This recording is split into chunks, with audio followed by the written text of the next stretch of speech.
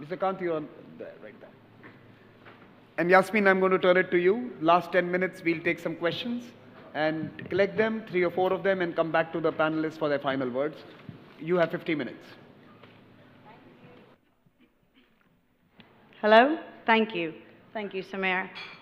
Welcome, everybody, to this session, which is called Solving the Energy Trilemma: Access, Affordability, and Availability. Despite what it says in your program, that this session is going to be about managing the energy transition, I think really the subtext is that this is the finance and economics session of the conference, and we have nobody better than our panelists here to take us through what that challenge looks like and hopefully share a set of solutions that we can talk through and exchange views on today. We have 5 esteemed speakers. I will quickly introduce all of them. Mr. Amitabh Kant, who's India's G20 Sherpa, and congratulations for the work last year in particular. Next, we have Ms. Gwendoline Abunaw, who's the Managing Director of Ecobank in Cameroon. We have Dr. Nalinee Taveesin, Advisor to the Thai Prime Minister and Thailand's Trade Representative. Mr. Fahad Aldhubaib, who's a Senior VP of Strategy and Market Analysis at Saudi Aramco. And last but not least, Lord Nick Stern, Chair of the Grantham Research Institute on Climate Change and the Environment at the London School of Economics. So without further ado, I'm going to introduce our first speaker, Dr. Nalinee, to ask us to please share with us how progress on solving the energy trilemma is looking in Southeast Asia. Thank you very much, Yasmine. Good morning, everyone. It's a pleasure to be here. On the Southeast Asia front, I'd like to say that, we have an immense amount of sun, wind, and biomass, and hydro resources. So I think for the renewable energy side, Southeast Asia is very much, has a lot of potential there. And renewable energy investment is quite important there. And in order for that to happen, I think the government has to play a quite vital role in the feed-in tariffs, in giving incentives to make these investments possible and more the transition towards that more smooth. Another issue would be the energy transition process in the Southeast Asia environment. So the government could have a range of policies, and it's important that the policies are convenient for the private sector to also get involved in, and we need the stability of those incentives as well. Another important thing would be the subsidies required for the renewable energy, and also reducing subsidies for the fossil fuel energy front so that people will be able to transit into the renewable energies in the Southeast Asian countries. I think that would help immensely because of the cost involved. Having said that, I think the cost of the solar photovoltaics in the past decade has come down by almost 90%. So in regards to that, I think it's more acceptable anyway in those regards. Another important thing would be the public-private partnerships.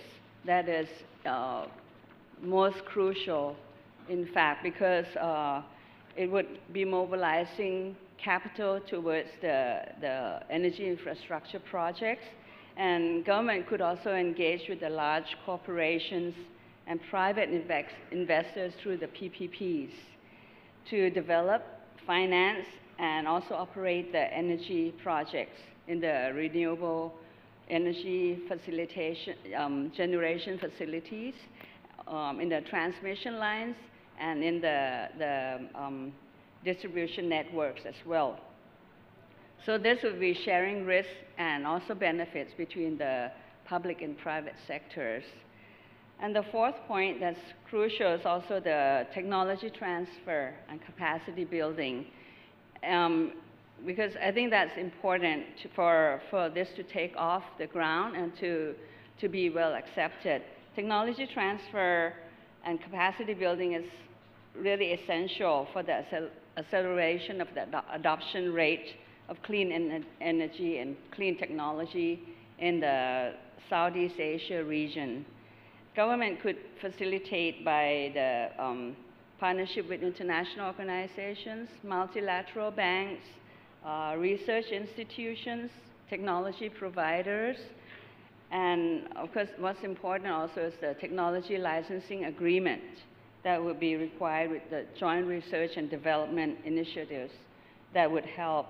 So this would be in the capacity building arena to help take this off in the Southeast Asia region. The fifth point would be the regulatory framework. I think this is also very important to have people have that confidence of investing or getting involved in the renewable energy front in the Southeast Asia region. I think we need like transparent and predictable regulations, clear indications of the tariffs, clear indications of what is involved, and the stability of all these investments as well. And I think what is crucial in this period, in this age, is the financial instruments that are required for the investment in this renewable energy, green bonds, green financing. I think this would unlock additional capital for renewable energy projects by aligning the financial flows with the sustainability projects of the renewable energy. So carbon financing mechanisms such as carbon credits can offset the additional revenue streams for renewable energy as well. So in general, I think in order to generate a positive impact of both social investment and the environmental outcomes, I think we need to look at the green financing as well. I think I'll end with that for now. Thank you. Dr. Nalinee, you talked about the importance of enabling policy from governments to unlock some of that capital for investment. Can you just tell us what is happening in Thailand in this respect specifically, please? Thank you. In Thailand, actually, at this time, we realize the importance of private investment, and we welcome all foreign investors to join us in developing clean energy projects to fulfill the net zero goal.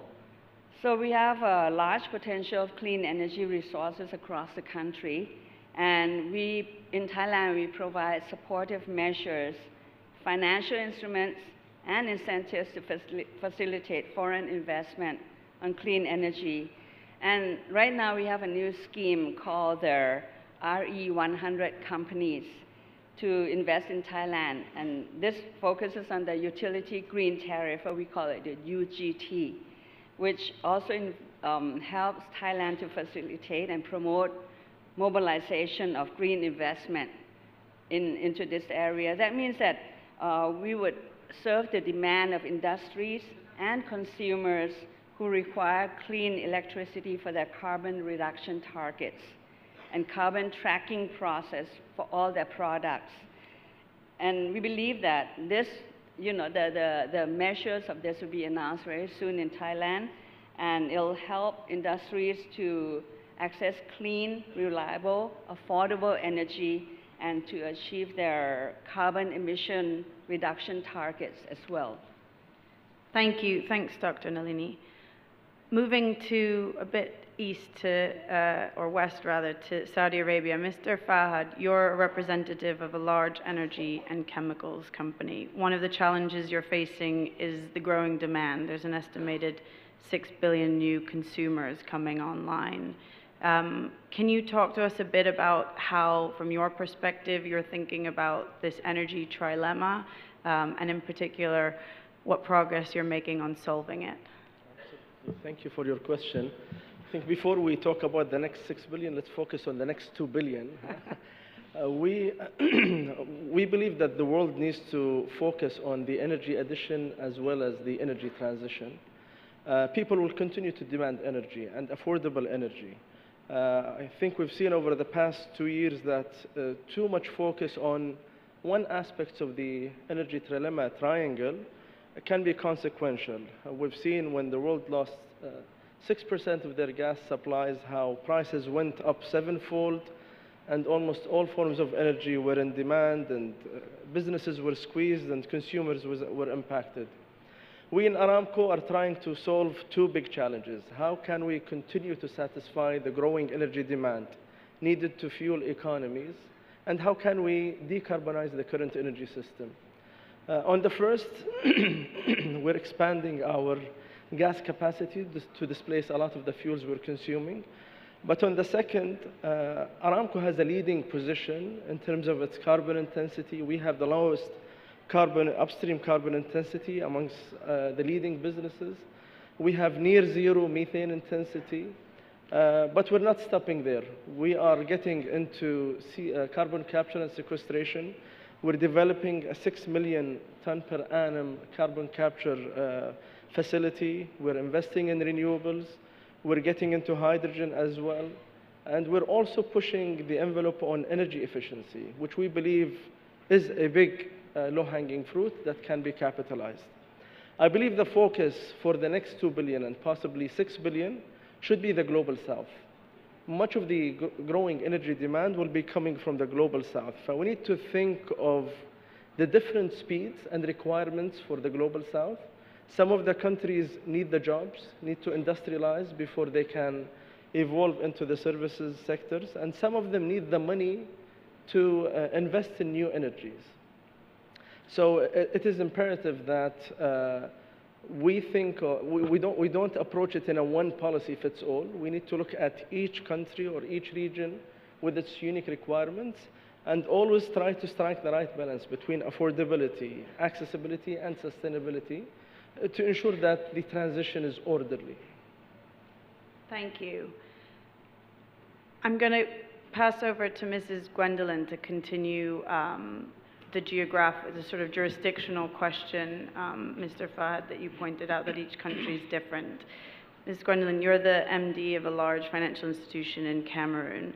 Can you talk to us about the role that you're playing and your institution can play in solving this trilemma of increasing demand, access, as well as availability and affordability? Thank you. I would like to just set the foundation by saying that when you look at the commercial banking or the financial institution space in countries like ours, we're still at a very plain vanilla level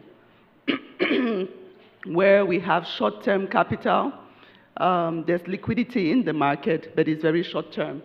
So to be able to finance green projects, you need a whole shift in the financial architecture from the commercial banks to the regulators to the government. And I think all parties have to work together for it to come to pass. Right now, there's a lot of projects that are available, whether it's hydro, solar, wind, you name it. There is that possibility. But can it be financed by the commercial banks locally? I would say no, because there's short-term capital. So the government has it on the agenda. They are working with MDBs and other potential investors who are interested in financing some of these hydro projects that are going to be used to create or generate more electricity, and other partners that are willing to finance the solar investments that are needed. But it is not sufficient, and it is not going at the scale that we need to be able to meet these net zero targets. So what do I recommend? I think that, first of all, the public sector has to adjust its policies to incite investors, more investors to come. Because if we continue to have the same regulation, the same policies that do not favor investors to come into this market, we are not going to see change. Secondly, the government also has to decide or change, and this is governments for all of Central Africa and even West Africa, because we all of Central Africa, we have the same central bank. We have one central bank, we have one regulator, and the same with the West African countries. All 7 or 8 of them have the same central bank, have the same regulator, and the government policies are very similar. So I think that if the governments can adjust their policies to be more favorable for investors, there will be traction. Secondly, the NDBs have to come up. They keep looking at the political risk, which is normal, the credit risk of the government, but they have to look at it on a global scale of how can we help to this transition, which is necessary for the African continent. We also are going to depend on philanthropists. To be realistic, philanthropists who are interested in financing the green transition also have to step in, and we are seeing a lot of them coming in, be it for the blue economy as well as the green economy. So collaboration from the private and public sector is key for us to make traction. We are seeing financial institutions coming up with blue bonds, sovereign bonds to finance this transition, but the size and the frequency is not sufficient for us to scale. Thank you. Do you mind if I come back with a follow-up? Because I think this is a similar theme to the Thai context about enabling policies from government being important. Hopefully we'll hear next from Lord Stern about the importance of the domestic resources to be mobilized into this meeting the increasing demand and solving this energy trilemma. You're also the president of the Banking Association of Cameroon. Could you give us a few specifics of what kind of policies you'd want to see from government that would help you play a stronger role in this transition? It would be good to see some guarantees coming from the government. The government of Cameroon, as well as most of the governments in Central Africa, do not give guarantees. They seem to prefer for the banks to look for foreign guarantors for financing in country, and I think that they also have to take responsibility and be engaged and provide those types of guarantees. We have seen guarantees coming for small and medium-sized enterprise financing, but we do not see guarantees coming for green projects. They also have to change the fiscal policies, because to incentivize investors, they have to be fiscal policies and other regulations that favor, if you're going to bring in equipment, if you're going to bring in foreign capital, the FX regulation has to adjust to make that favorable. Right now, the foreign exchange regulation that we have is very inhibitive for investors. When you bring in foreign capital, you have to get approval from the central bank, and after your investment, you have to get approval to take out your dividend payment. This is not favorable, and they have to change that to incite investors to come up. And we have to work. We have been working with the IMF, with the World Bank, and they have come out with a long list of fiscal adjustments.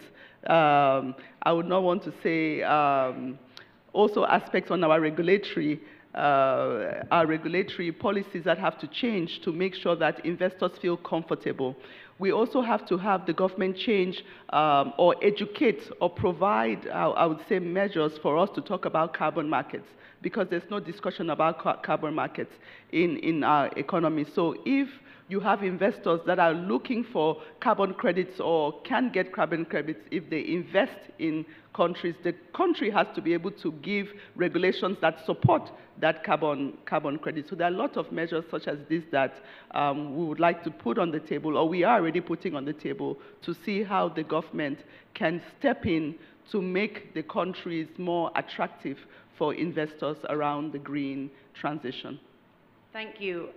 It's fantastic to really hear these specifics, because I think we've come quite a long way in the broad conversation that we all need finance, and today we're in an action zone and need the solutions, and for the governments to hear that and respond. We're going to zoom out from the country specifics. Nick, you wrote a report and was part of the G20 expert group on reform of multilateral development banks and overall the role of finance and economics in the transition, looking at the global south, and of course working closely with the G20 presidency to bring the conversation back to our host country. I'm not going to ask you to summarize the whole report because you don't have enough time to do that, but can you please share some of the key highlights that everybody should be aware of in terms of how overall, as a global kind of collaborative, we're going to actually fix this problem? Thank you. Thank you very much for having us. I want to set this in the context of what we're trying to do, which is the drive to net zero, but seeing that as building sustainable, resilient, and inclusive growth. This is the growth story of the 21st century, much more attractive than the dirty, destructive models we've followed in the past. But we have to invest a lot to get there. This is about investment, systemic change, structural change, and we have to work very hard to realize this growth story, and there'll be quite a lot of difficulties along the way. But we have to recognize it for what it is, a very attractive, different form of growth. The investment that we need is major, probably 2 to 3 percentage points extra of GDP of the world as a whole, more in emerging markets and developing countries. That is perfectly possible. Investment rates have been in the past a good deal higher than they are now, and the slow growth of the world economy is largely to do with the fact that we have not, as a world, invested enough. So this is feasible, but it does, and we must be very clear on that, mean a ramp up in investment.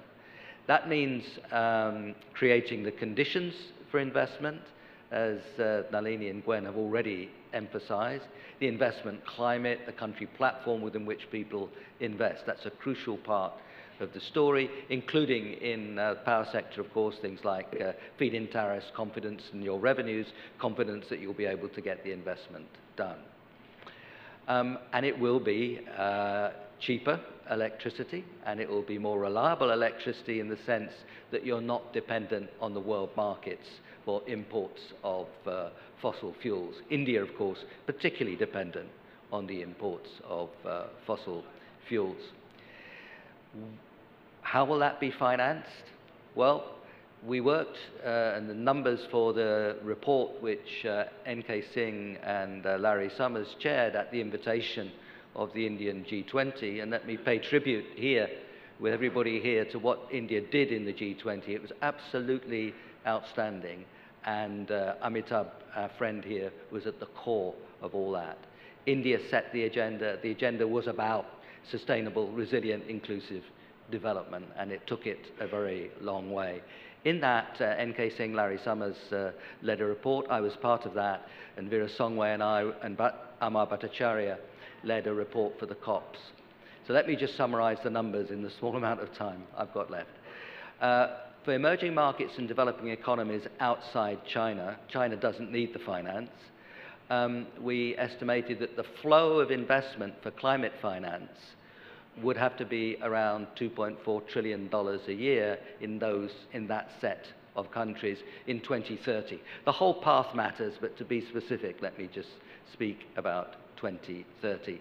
That climate finance is the energy transition, it's adaptation, it's natural capital, loss and damage, and so on. So within that 2.4 trillion, about 1.5 trillion is the energy sector. But let me talk about the 2.4 trillion. We reckon that roughly 1.4 trillion would have to be financed domestically. That's partly public and partly domestic private saving and the capital markets, but 1 trillion flow externally. Of that 1 trillion flow externally, given that they're very different kinds of projects which need different kind of finance, we reckon that you'd probably get a little over half of that 1 trillion from the private sector. Something like 300, of that 1 trillion external, something like half would be, 550 billion from the private sector, 300 billion or so from the multilateral development banks, and then the remaining 150, 200 billion from highly concessional finance, ODA, voluntary carbon markets, new forms of international taxation, SDRs, and so on, and philanthropy. So that's, broadly speaking, the 4 elements, and they combine in different ways for different projects. If you're talking about electricity generation, it could be mostly private sector. If you're talking about dealing with the dislocation associated with closing coal mines, investing in people and places, that would have to be almost zero cost capital, not debt service. So the combinations of those four things, it's not simply that they add up to the 2.4 trillion with the 1 trillion external, of course. It's how they combine together. And the key thing there is to bring down the risks and bring down the cost of capital.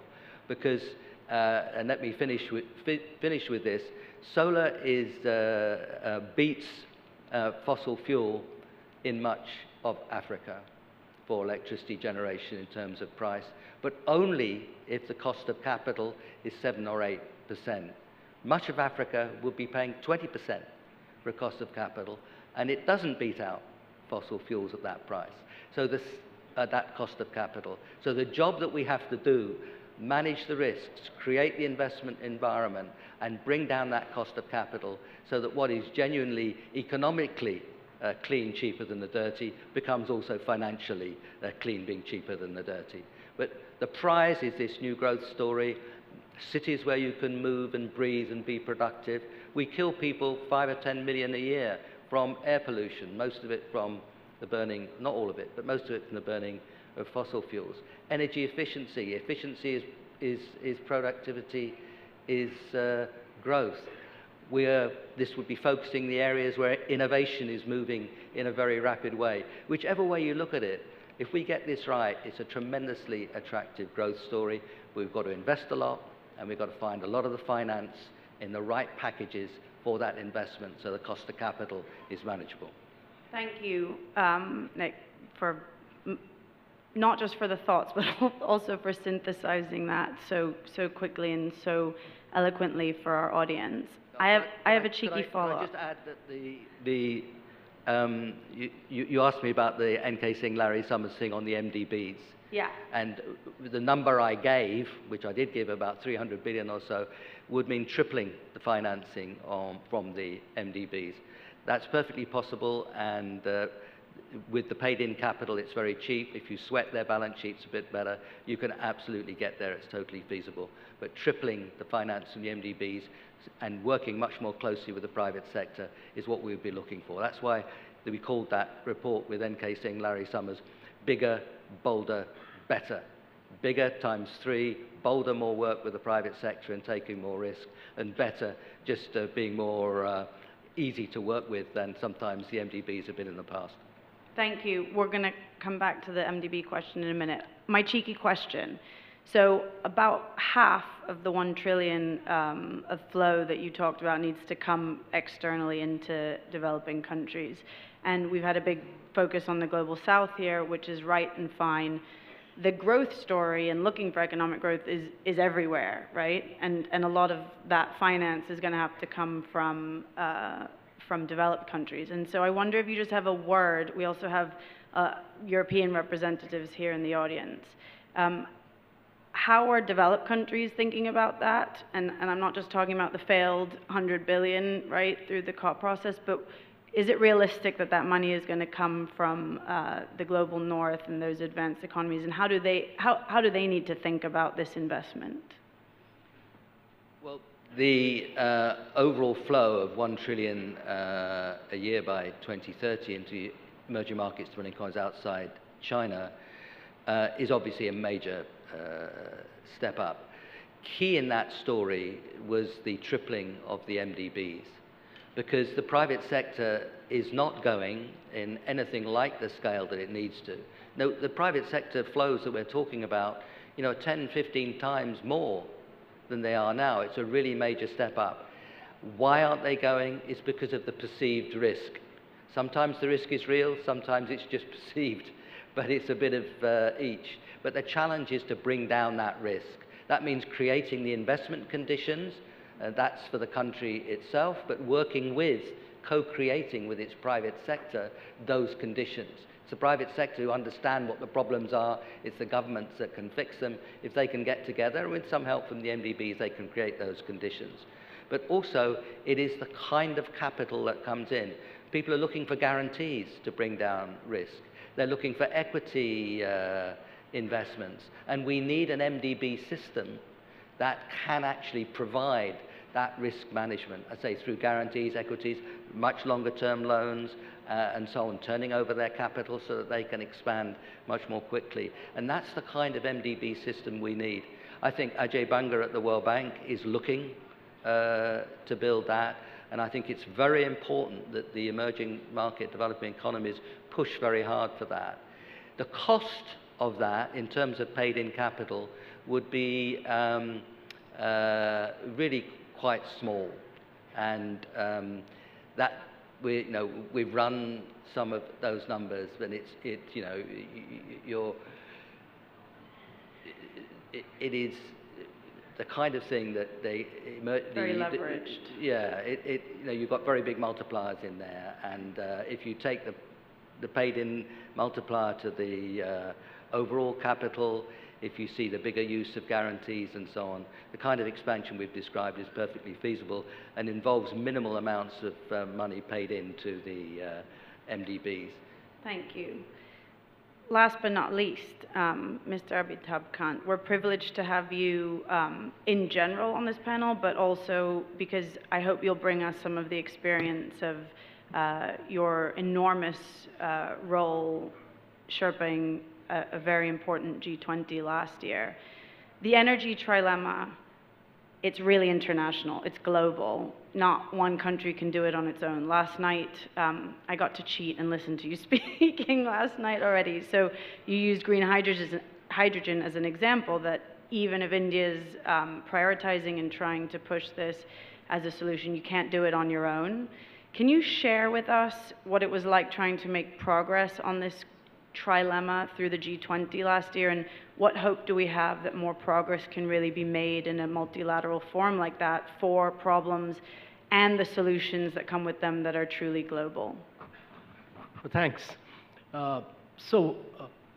During G20, one of our key priorities, we got a consensus on just about all issues, but I think the key consensus was on the Green Development Pact. And this was critical because if you look at 80% of the global population today is living in countries which are net importers of fossil fuel. According to IRENA, you can have a scenario by 2050 when 90% of the energy requirement of the world can be met from renewables. So first and foremost, I think each one of the countries need to push for renewables because many of the countries of the global south are climatically blessed. Now, the challenge is that when you push for renewables, you need, firstly, policy framework in these countries. Secondly, you need technology. And thirdly, you need finances. Let me touch upon each one of these. And I'm speaking from India's experience of having established 185 gigawatts of renewable energy and being the only G20 country which achieved its NDC targets 9 years ahead of schedule. The challenge on finance is that there is no shortage of funds in the world. There is $300 trillion available, $150 trillion with sovereign wealth funds and private equity. The challenge is that there are different risks. Money is available to the developed world at 2%. It's available to India at 8%. To African countries, it's available at 16%. To sub-Saharan countries, it's available at 22%. That makes projects in Africa, sub-Saharan countries, commercially non-viable. You need an agency which can globally de-risk many of these international projects, and there should be a global de-risking. The challenge is that multilateral financial institutions were made during the post-Bretton Woods World War II period when there was no challenge of climate. Today's challenge is climate, and therefore institutions like World Bank need to become climate banks, and they need to de-risk some of these projects. And for them, the World Bank raises only 0.6 cents to a dollar it lends. It needs to raise 5x more from the private capital which is available in the world. It should be the de-risking institution for the world. It should use MEGA and many other instruments of blended finance, first loss guarantees, credit enhancement in favor of the global south. So that's the key challenge which N.K. Singh, Larry Summers' report, which Nick spoke about, really says that the role of international financial institutions need to be redesigned, restructured for the world of climate change. Second is policy frameworks.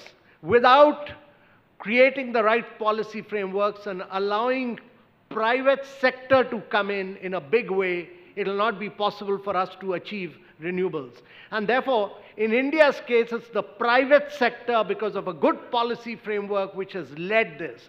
And private sector has been able to raise a lot of finance from both private equity and from international financial institutions in India. But that has happened because the policy framework has been right. And in many of these countries, this policy framework needs to be put right, which to my mind is very important. But the important thing, to my mind, is that even if we are able to convert all our electricity into energy, that's only 20% of our energy. There are hard-to-abate sectors like coal, steel, cement, fertilizer, refineries. All these need to be moved from hard-to-abate fossil fuel to clean energy. And that is 80% of the global energy. Now, even today, look at India, we import worth about $180 to $200 billion worth of fossil fuel. And our objective is that by 2047, when we become 100, we should be an exporter of clean energy. The only way the world can do it is by producing green hydrogen. And green hydrogen is by producing renewables, cracking water through electrolyzer, and producing green hydrogen. And the challenge is that countries like United States, which have accounted for all the greenhouse gas emission in the world, and which today are practicing protectionism through CHIPS Act and IRA, should open it out to allow the world to move towards green hydrogen. And that will ensure cleaning up of hard-to-abate sector. And third is biofuel can be a very big driver of creating jobs, creating employment, and using much of the biomass of the agriculture and other waste areas into producing clean fuel. Brazil is a great example of what it has achieved through biofuel. And fourthly, I've been always, and I repeatedly saying this, that the big technological disruption that will happen will be through the small modular reactors, which will enable us to produce clean energy and meet base loads, and enable us to really do good clean nuclear energy at low cost will be through small modular reactor, for which policy needs to be put in place so that nuclear waste can be handled. So my view is that there is no shortage of financial resources. There is no shortage of climatic conditions. All the global south countries have the climatic conditions. They can produce 90% of the energy. You need reforms in the multilateral and international financial institutions to enable resources to flow in, and you need the right policy framework by countries, which India has demonstrated is possible. But the future has to be to go green. Countries will achieve values. Countries will be able to attract capital if they go green in the future, and we'll be able to give a better quality of life for our citizens by not repeating the mistakes which the western part of the world has done while industrializing and manufacturing. The global south must take a different approach, which will be a sustainable approach, which is a doable approach, and that is what India aims at. And the last point I want to make is that there is a need for changing our lifestyles and nudging people into behavioral change, which is what Lifestyle for Environment, which Prime Minister Modi has talked about, that if we are able to nudge people into becoming pro-planet people by switching off lights, by ensuring that water taps don't flow, by consuming less fossil fuel, we are saving 21% of the greenhouse gas emissions in the world. Thank you. Thank you. That's a high note to end on. Okay, we have a few minutes for questions from the audience. I hope there are some mics going around. Can we have the two from over there, please? And then there was one here in the front row. Can you please, are there mics? Here Mics there up at the front. Here Please, there is one. can we have the two from the back? Please state your name, affiliation, and question rather than statement. Thank you. Thank you. I'm Roberto Italia, researcher at the Geoeconomic Center of Italian think tank ISPI. I have two questions. The first of all is what about nuclear energy? If investments in nuclear are necessary at this point in time from a cost of capital perspective. And the second one is about external financing needs from emerging markets. How can we avoid currency risk when it comes to green bonds, blue bonds, or something? Because I think this kind of instruments will be denominated in dollars to attract private capital investments. Thank you. Thank you. Thank you. My name is Kira Finke from the German Council on Foreign Relations, and my question goes to Gwendoline Abunaw. What would you like to see come out of the COP29 in Baku that would help your bank finance renewable energies? And to Nick Stern, should Europe see Baltic North Sea offshore wind as a security project? Thank you. Thank you. Hello. Hi, good morning. I'm Rahul Banerjee. I'm the Managing Director at Raisina House. We are a policy think tank based out of India and specialize in foreign policy planning.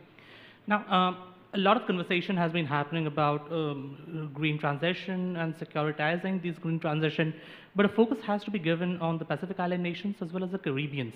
How does an energy transition look like over there, especially in island nations where solar might not be a viable option because of the land area it covers? Thank you. Thank you. Panel, the questions were around nuclear investment, affordability, cost of capital, how do we mitigate against currency risk, COP29 expectations or ideal outcomes, the Baltic offshore wind, is that a security project, and then what about the island nations? I'm going to open it up to the panel. Who wants to come in on what? Ms. Gwendoline. I will leave the nuclear question for experts, and I will go to the currency risk. It's for our region, most of our currencies are pegged. So in the Central African region, the currency, the CFA, is pegged to the euro. And in the past, a lot of the foreign bonds that we have been done in euros, so they are euro denominated. So this helps to hedge the risk because the currencies are pegged. So that's the point I can say there. Increasingly, we are looking for projects or supporters or investors that can help de-risk, because the major risk, like I mentioned, is the risk attached to the project. So if we can get investors that can help to de-risk this project, I think like Nick was mentioning, this would also help us around what we can do next. Expectations for COP28, I think it's more... Oh, sorry, COP29, it's really around, I would say, how can the carbon credits really come into play? Because if the carbon credits can really come into play, particularly in the developing countries, I think this would really support the way forward. So for me, that is really the major take, I would say, for COP29. And having more, I think Nick also mentioned, having more of the NDBs come up, but at the same time having our governments also come up with the policy changes that are required to make the necessary options come to play. That's what I would think. Thank you. How about, does anybody want to come in on the islands question? Island nations? I'll take that. By going back to my earlier comment that we need to look at each country and its energy mix and its development required specifically. There is no one solution that cuts all for every country. Even renewables, sometimes availability can be costly for some countries, and we need to be mindful of all of that. And this is where we have to be focusing on the emissions in the first place, and then the most feasible and economical alternatives that are available. Yes, renewable are there, and everyone is scaling it, but we also need to be mindful of the cost where you're deploying all of that. Each country should have its own energy mix informed by economics and the customers' requirements, whether it's businesses or consumers and their level of income. If I could pick up on the questions around offshore wind and the countries which don't have so much land. I mean, Bangladesh, for example, have a lot of pressure on their land, and the viability of solar in those kinds of environments. And I think we ought to think of those questions as essentially one question, is that if you are looking for energy security, you want to have quite a lot of alternatives. So the UK, before long, I hope, will have a cable to Morocco. We're quite closely linked to French nuclear. We're quite closely linked to Norway.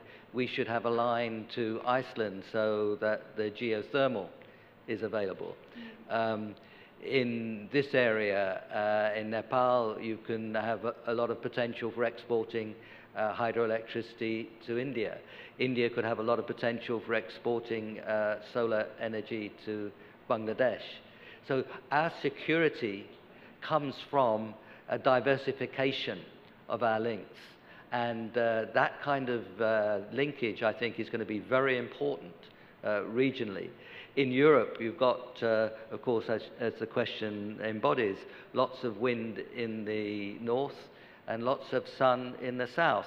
The center of Spain, the value of land is practically zero. There's lots of it.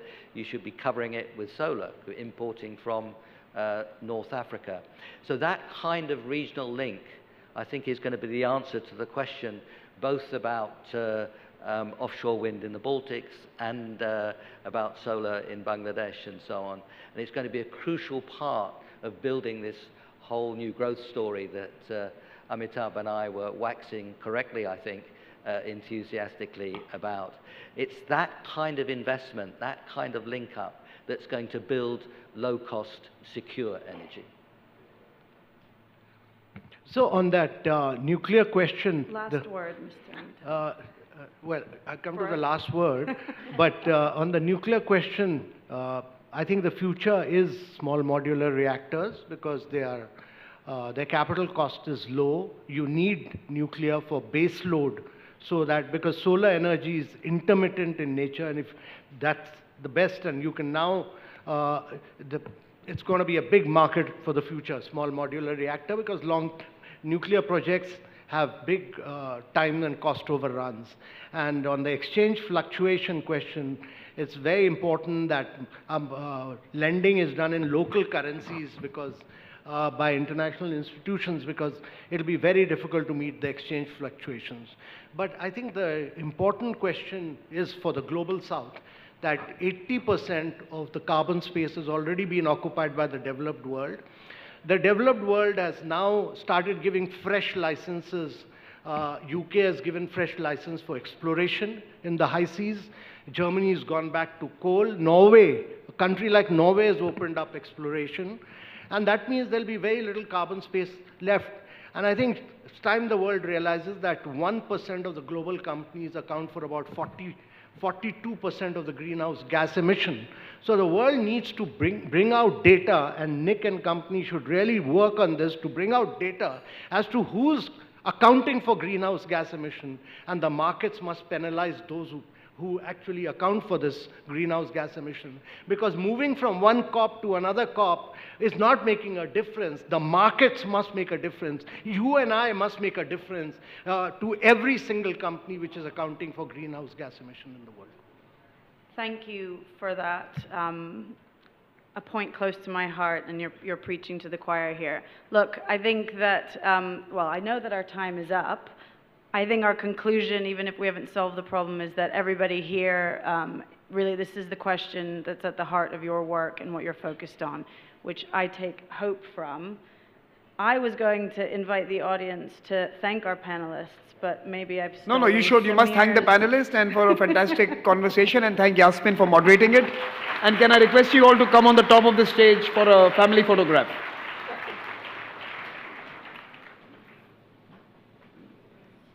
We must always have enough time to say thank yous.